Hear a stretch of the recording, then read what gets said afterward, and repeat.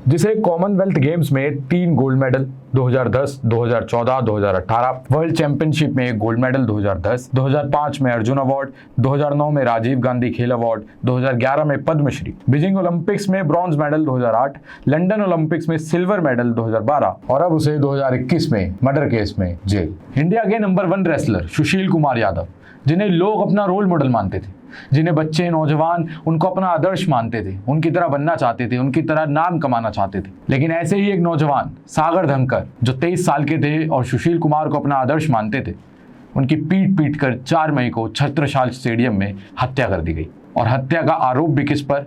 उन्हीं के आदर्श सुशील कुमार पर। उनके पिता बताते हैं कि 2010 में जब कॉमनवेल्थ गेम्स में सुशील कुमार ने गोल्ड मेडल जीता था तो उन्हें भरे स्टेडियम में तिरंगा लहराते देख उनके बेटे सागर के मन में भी ये इच्छा हुई कि वो भी पहलवान बने। और 15 साल की उम्र में अपने सारे शौक छोड़कर वो अपने पिता के साथ दिल्ली के छत्रसाल स्टेडियम चले आए और वहाँ के महाबली सतपाल के साथ साथ उन्होंने सुशील कुमार को भी अपना गुरु माना। वो बताते हैं कि जब उनके बेटे सागर जूनियर नेशनल लेवल चैंपियनशिप में गोल्ड मेडल लाए थे तब उनको ये लगा था कि उनका बेटा इंटरनेशनल लेवल पर एक बड़ा ही मुकाम हासिल करेगा, पर ऐसा नहीं हुआ।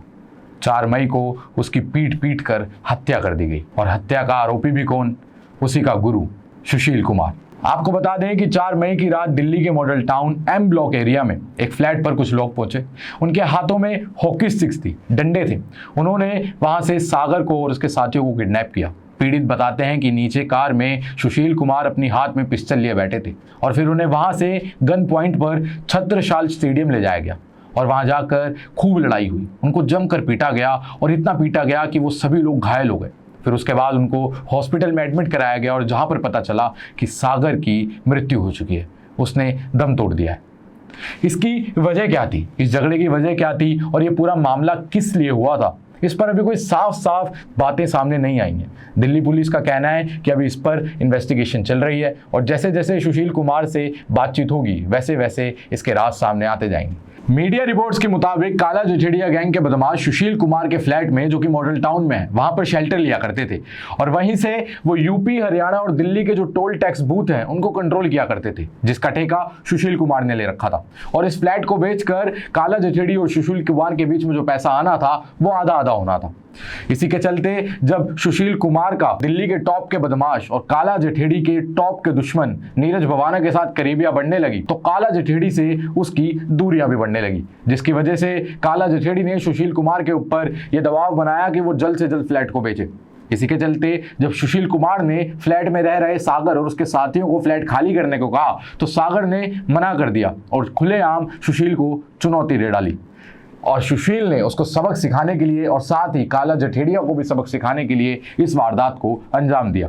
दूसरी वजह यह बताई जा रही है कि सुशील कुमार सागर से नाराज थे क्योंकि सागर ने एक बार उन्हें खुलेआम बदमाश कह दिया था, जिससे कि सुशील को यह लगा कि सागर उनकी छवि बिगाड़ रहा है और इसलिए वो उसको सबक सिखाना चाहते थे। वहीं सागर के बारे में बताएं तो सागर दिल्ली पुलिस के हेड कांस्टेबल के बेटे थे जो 23 साल के थे। वो नेशनल लेवल चैंपियनशिप जीत चुके थे, इंडिया के लिए ओलंपिक्स में खेलना चाहते थे और गोल्ड मेडल लाना चाहते थे, लेकिन उनकी 4 मई को मृत्यु हो गई।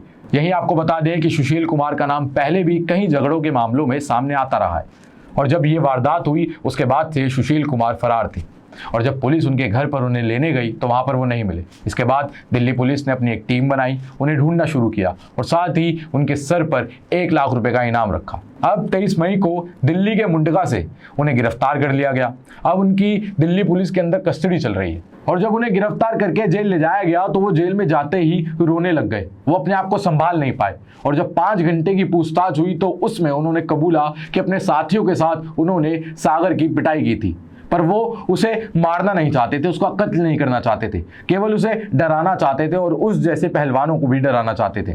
पर जब अगले दिन उन्हें ये खबर मिली कि सागर की मौत हो चुकी है तो वो घबरा गए और वो अपने आप को दिल्ली पुलिस से बचाने के लिए भाग निकले। साथ ही आपको बता दें कि जो 4 मई को छत्रसाल स्टेडियम में ये जो झगड़ा हुआ था, सुशील कुमार ने इसकी वीडियो भी बनवाई थी, जो बनाई थी उन्हीं के मित्र प्रिंस ने, और वो इसलिए बनवाई कि वो अपने रेसलिंग कम्युनिटी के अंदर दबदबा बनाए रखें। साथ ही आपको बता दें कि सुशील कुमार के बहुत से बयान विरोधाभासी भी हैं।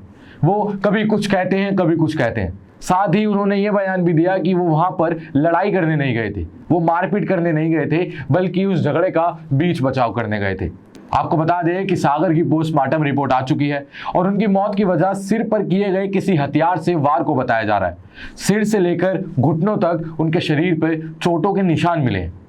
अब सागर के परिवार वालों पर क्या हालात हैं, उनके मेंटल स्टेट कैसा है, ये आप इस बात से जान सकते हैं कि उनके पिता ने बताया कि मैं अब उस पल को कोसता हूं जब सुशील कुमार को देखकर मेरे बेटे ने पहलवानी करने की ठानी। और मेरा बेटा ही क्यों, कितने ही ऐसे बच्चे हैं जो उसे देखकर 2 दशकों से पहलवान बनते आ रहे हैं। छत्रसाल स्टेडियम में सिर्फ मेरे बेटे की नहीं, उन हजारों बच्चों की और उन हजारों बच्चों के माँ बाप के सपनों की हत्या हुई है, जो अपने बच्चों को छत्रसाल स्टेडियम को गुरु नगरी मानकर वहां छोड़ जाते हैं उन्हें सिखाने के लिए। लेकिन अब हमारा भरोसा टूट चुका है और निर्दोष कभी भगोड़ा नहीं होता है। मेरे बेटे को न्याय मिलना चाहिए। साथ ही आपको बता दें कि इस मामले में अब 2 गैंग के नाम भी शामिल हो चुके हैं, एक नीरज भवाना का गैंग और दूसरा काला जठिड़िया का गैंग। और इसी के साथ एंट्री हो चुकी है सीबीआई की। अब सीबीआई इस मामले की इस एंगल से भी जांच पड़ताल करेगी। अब इस मामले में क्या नए राज खुल के सामने आते हैं, उस पर अपनी पैनी नजर बनाए रखने के लिए देखते रहें ग्लोबल नाउ 24/7। वीडियो को लाइक करें, शेयर करें और चैनल को सब्सक्राइब करें और बेल आइकन को जरूर दबाएं, जिससे कि हमारी जब भी कोई नई वीडियो आए तो उसका नोटिफिकेशन आप तक पहुंच जाए। मैं तुषार अब आपसे इजाजत चाहता हूं।